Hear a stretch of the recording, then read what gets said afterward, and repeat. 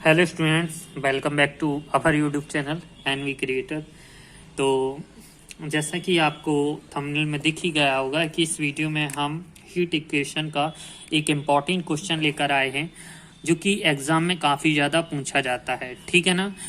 तो इस क्वेश्चन को आप ज़रूर से तैयार कीजिएगा और कुछ नहीं करना है, इसमें हमें सॉल्यूशन को फाइंड आउट करना है। तो आप इसको तैयार कीजिएगा। अगर आप अभी तक इस वीडियो पर नए हो तो प्लीज़ वीडियो को लाइक ज़रूर कर दीजिएगा, चैनल को सब्सक्राइब कर दीजिएगा, बेल आइकन को प्रेस कर दीजिएगा। काफ़ी बार ऐसा होता है यार, देखो अभी इसके पहले मैंने पूरा सवाल समझा दिया था इसके पहले वीडियो बनाने, लेकिन क्या है वीडियो रिकॉर्ड नहीं हुई। 1 घंटे तक मतलब 30 मिनट तक मुझ को चलाता रहा, तो कई बार ऐसा हो जाता है। सेकंड टाइम कर रहा हूँ। तो चलिए वीडियो को देखते हैं। तो प्लीज़ हमारी इस मेहनत को आप साकार जरूर बनाइए और ज़्यादा से ज़्यादा आप लाइक जरूर कीजिएगा। तो चलिए इसके सॉल्यूशन को हम यहाँ पर इसके सॉल्यूशन को देखते हैं। ये हमारा जो सवाल है ये हमारा हीट इक्वेशन से लेकर है, जो कि एमएससी थर्ड सेमेस्टर के इंटीग्रल ट्रांसफॉर्म का यूनिट 5 का सवाल है और पूछा जाता है। सबसे पहले इस सवाल को पढ़ लेते हैं। सवाल में क्या पूछ रहा है कि ई semi infinite solid x greater than equal to 0 has its inertial temperature equal to 0। तो देखिए, जब भी इन सवालों को आप सॉल्व करते हैं इनके लिए 3 कंडीशन आपको प्रयोग में अप्लाई करनी होती हैं। जो 3 कंडीशन होती हैं, सबसे पहले आपको क्या करना है, सवाल को अच्छे तरीके से पढ़ना है कि हमारा सवाल क्या कह रहा है।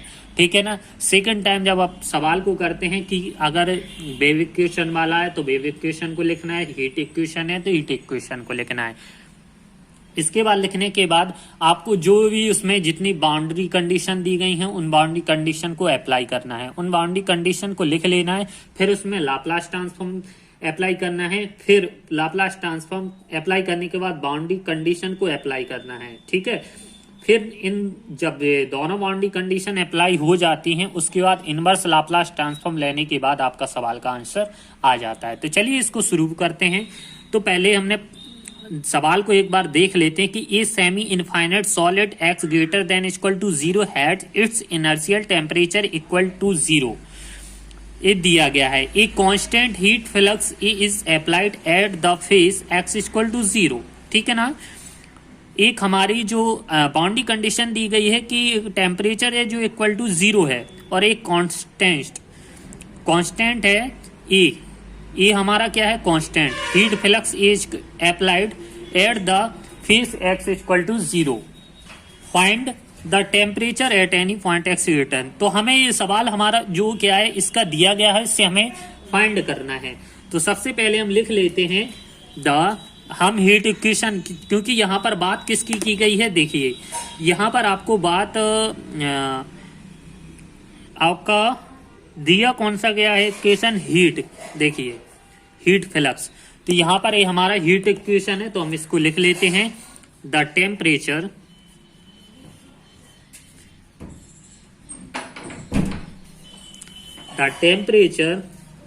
u x, t is governed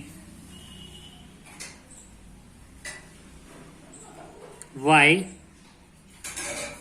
the heat equation.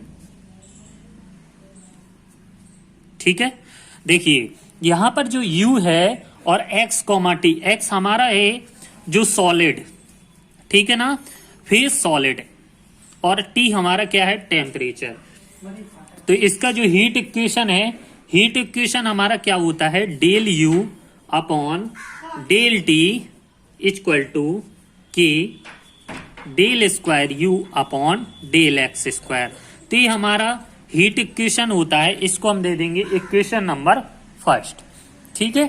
इतना लिखने के बाद आपको इतना समझ में आ गया होगा। अब इसके लिखने के बाद हमें क्या करना होता है, सवाल को अच्छी तरीके से पढ़कर हमें बाउंड्री कंडीशन को अप्लाई करना होता है। ठीक है। तो हमें इसको सवाल को अच्छी तरीके से पढ़ा है और हमें बाउंड्री कंडीशन को अप्लाई करना है। तो हम लिखेंगे नाउ अप्लाई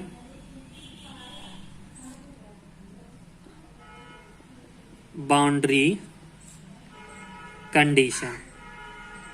ठीक है। जो हमारी फर्स्ट बाउंड्री कंडीशन है, पहली बाउंड्री कंडीशन क्या है, तो उसको हम देख लेते हैं। इसमें लिखा गया है कि is semi infinite solid x greater than equal to 0 has its inertial temperature equal to zero, यानी हमारा टेम्परेचर क्या है, T इक्वल टू 0। तो हमारा क्या हो जाएगा, u x 0 इक्वल टू 0। अब जो दूसरी क्या दिया गया है, एक कांस्टेंट हीट फ्लक्स A, तो हमारा क्या हो जाएगा, k del u upon del x equal to minus a, जो कि एट x इक्वल टू 0। और यहां पर हम थर्ड लिख लेते हैं कि जब u is infinite, when x tends to infinite. ठीक है ना, इतना समझ में आ गया। अब इसके बाद हम क्या करते हैं, हमने जैसा कि आपको बताया, सबसे पहले इक्वेशन को लिखना है, फिर बाउंड्री कंडीशन को लिख लेना है, फिर इसके बाद हमें लाप्लास ट्रांसफॉर्म लेना है। तो लिखेंगे now taking Laplace transform in equation first में हम क्या कर लेंगे, लाप्लास ट्रांसफॉर्म को ले लेंगे। तो Laplace transform of del u upon del t k Laplace transform of del square u upon del x square. ठीक है, तो यहां पर जब इसका करते हैं तो यहां पर इसका एक फॉर्मूला होता है D you bar upon D T. तो इसका सीधा फॉर्मूला लिख लेते हैं। यहां पर क्या होता है, एस यू की power bar minus u x 0 equal to k d square bar upon d x square. देखिए अब इतना आपको कैसे लिखा है, जिस भी बच्चों ने लाप्लास ट्रांसफॉर्म को अच्छे से पढ़ा होगा कि हमारा किस तरीके से यहाँ पर कौन सा फॉर्मूला करना है, तो वो समझ गए होंगे कि किस तरीके से हमने यहाँ पर इसको लिखा गया है। जिसने नहीं पढ़ा है तो प्लेलिस्ट में काफी वीडियो बनी है, तो आप वहां से जाके देख सकते हो। अब यहाँ पर क्या करना है, देखिए जो u x, 0 है, तो यहाँ पर हमें बाउंड्री कंडीशन को अप्लाई कर देना है। तो अप्लाई बाउंड्री कंडीशन कौन सी, ए फर्स्ट वाली, क्या है, u x, 0 की वैल्यू यहाँ पर क्या है, 0। तो एस यू की power bar minus 0 equal to k d square u की power bar upon d x square. अब इसको सिस्टमैटिक तरीके से लिख लेंगे। तो इसको इस साइड भेज देंगे या इसको इस साइड भेज देंगे, इसको हम इस साइड भेज दे रहे हैं। तो k d square to the power bar upon d x square minus s to the power bar equal to 0। दोनों में से u to the power bar को कॉमन ले लेंगे। तो यहाँ पर क्या बचता है, अंदर जो हमारा बचता है उसको हम यहाँ पर लिख लेंगे। इसको हम पूरा क्या लिख सकते हैं, D square minus S upon k. ठीक है, चूंकि इनको हमने इधर कॉमन ले लिया, इसको बाहर कर दिया तो ये 0 में चला जाएगा, तो इसमें भ्रमित मत होना। अब हमने इसको दे दिया इक्वेशन नंबर 2। इतना आपको समझ में आ गया होगा, कहीं प्रॉब्लम नहीं हुई होगी। अब इसके बाद हमें क्या करना है, u जो हमारा u की पावर बार है, इसका हमें वैल्यू याद करनी है। ठीक है, तो यहां पर हम लिख लेंगे कि द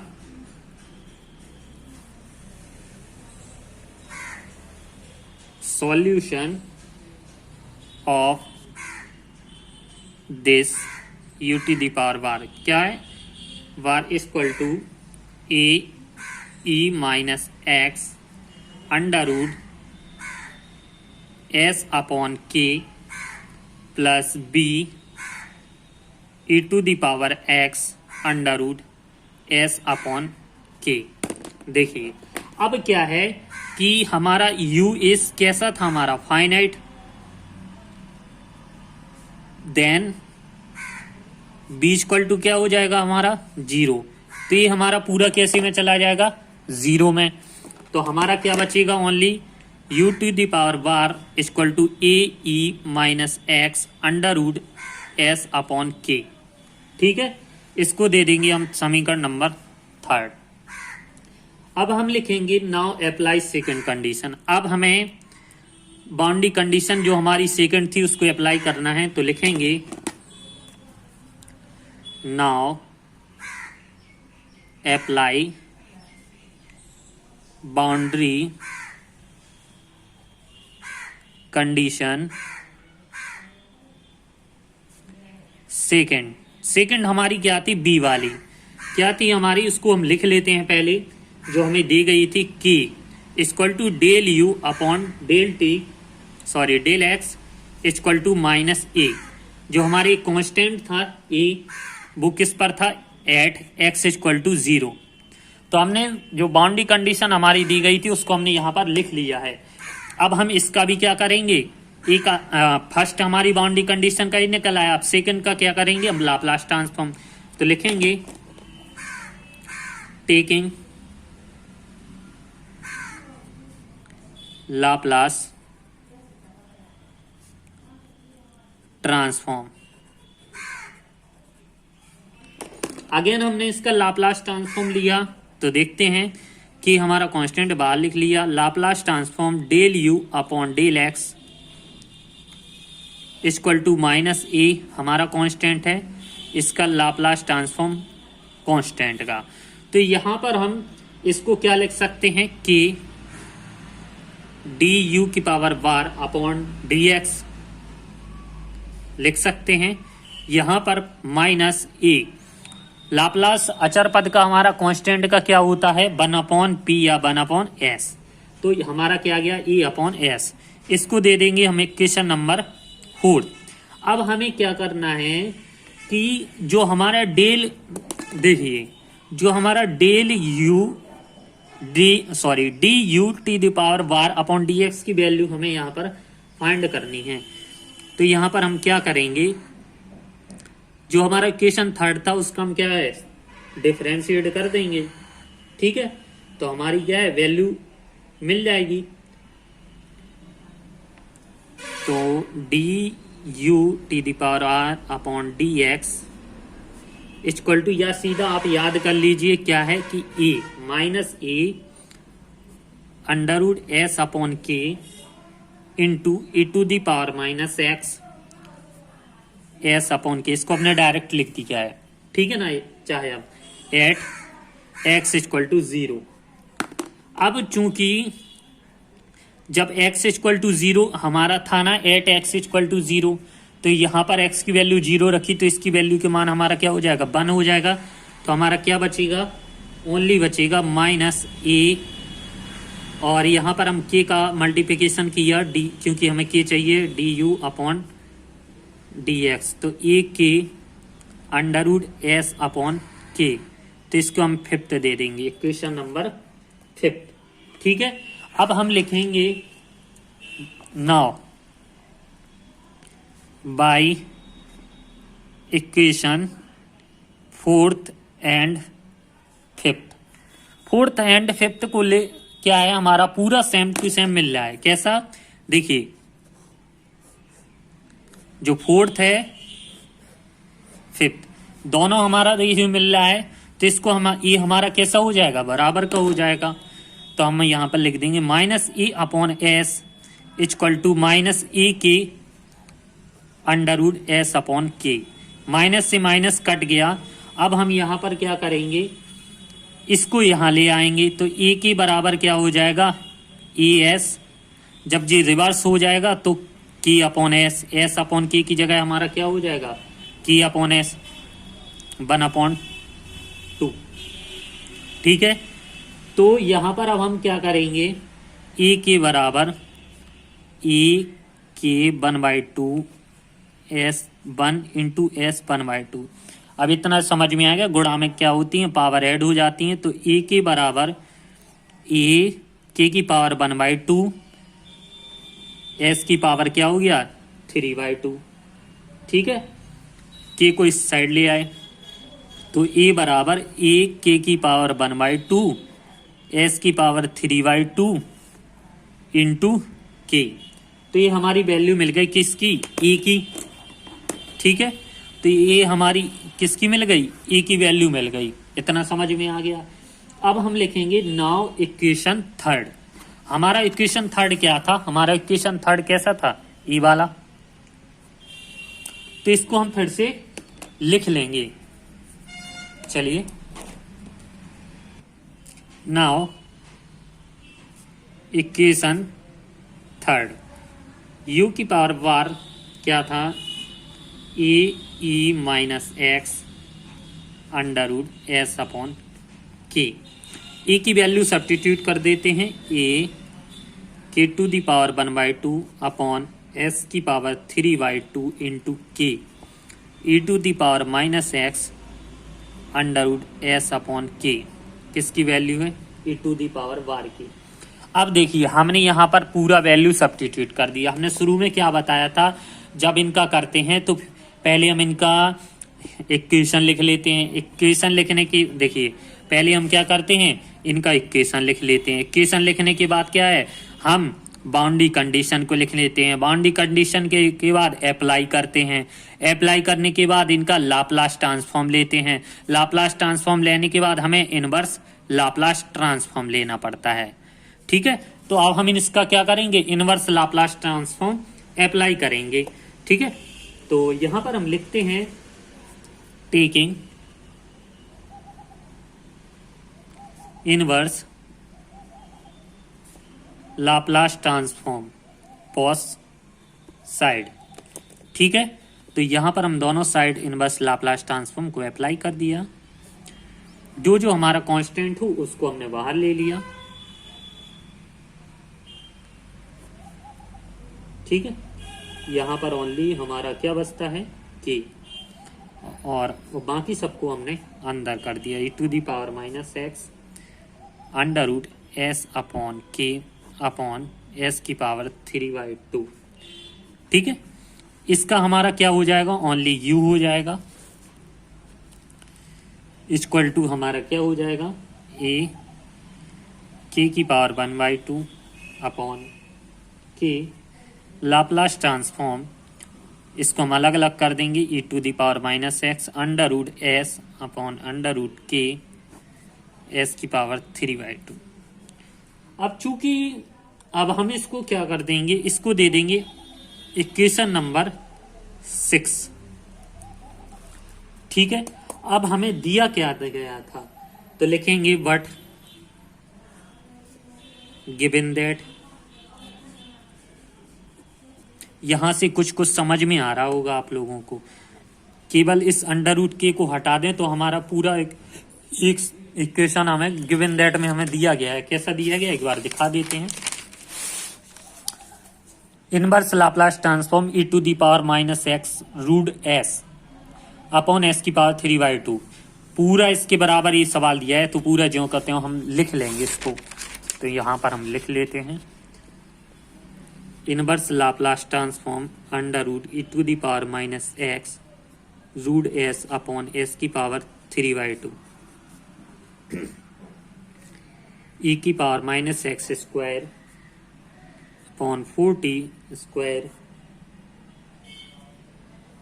1/पाई की power 1/2 minus x upon 2 ERFC x upon 2√t। ठीक है, ये हमें गिवन दिया गया है, तो इसकी जगह हमें ये लिख देना है और बाकी जगह जो कि तो आपका आंसर यहाँ पर आ जाएगा। ठीक है ना, थोड़ा बहुत क्या है, जो आपका रूट के रहेगा वो इसके पक्षांतर में आ जाएगा। ठीक है, वो हम बता देते हैं। तो नाउ हैंस इस प्रकार से हमारा क्या हो जाएगा कि जो u equal to A k की पावर 1/2 अपॉन के अंदर e to the power minus x square, e to the power minus x square इसमें, ठीक है, e to the power minus x square upon 4t square into 1/पाई की power 1/2, ठीक है, minus x upon 2 root के। देखिए जो रूट के था ना, इधर आ गया रूट के, समझ में आ रहा है ना, जो रूट के हमारा किधर इधर आ गया ना, और माइनस अब root k ERFC x upon 2 root t k. तो ये आपका आंसर हो जाएगा जो हमें फाइंड आउट करना था। आई होप कि आपको सवाल समझ में आ गया होगा। कहीं भी कोई दिक्कत हो कमेंट बॉक्स में शेयर कीजिएगा, और जो भी स्टूडेंट हमारे इस चैनल पर नए हो तो प्लीज़ चैनल को सब्सक्राइब जरूर कीजिएगा, क्योंकि बहुत मेहनत होती है। इसके पहले वीडियो बनाई थी, रिकॉर्ड नहीं हुई थी, तो काफ़ी गुस्सा आने लगा था। होता है, कभी कभी हो जाता है, क्योंकि आप लोगों को, अगर आप लोगों के लिए इतना सब करना पड़े कोई दिक्कत नहीं है। लाइक कीजिएगा, सब्सक्राइब कीजिएगा, और अगर किसी को हैंड रिटन नोट्स भी चाहिए हो तो आप हमसे हैंड रिटन नोट्स परचेज कर सकते हो, इसी तरीके से लिखे गए हैं। तो चलिए फिर मिलते हैं किसी नए वीडियो में किसी नए लेक्चर के साथ। तब तक के लिए अपना ख्याल रखिए, और ज़्यादा से ज़्यादा इस वीडियो को अपने फ्रेंड के साथ शेयर कीजिए, क्योंकि ये क्वेश्चन एग्जाम में ज़्यादातर पूछा जाता है। तो फिर मिलते हैं किसी नए वीडियो में, और अपने जो भी क्वेश्चन आपको नहीं होते हो आप हमें व्हाट्सएप पर शेयर कर दीजिएगा। मीन्स जो भी हम नोट्स में देते हो कि सर ये समझ में नहीं आ रहा है, मैं आपके लिए वीडियोस के लिए भी बनाकर यूट्यूब पर सबके लिए डाल दूंगा, ठीक है। तो चलिए अब इजाज़त दीजिए, चलता हूँ। बस अपना प्यार दिखाते रहिए आप, फिर अपनी एंड द मंथ ऑफ पूरे साल की जर्नी को लेकर क्या आप सभी ने मेरे को प्यार दिया है, क्या सब किया है, सबकी लेकर एक वीडियो जरूर लाऊंगा। जिस तरीके से इस साल आपने प्यार दिया है उसी तरीके से आपको भी आगे सपोर्ट करना है और प्यार देते रहना। चलिए, धन्यवाद।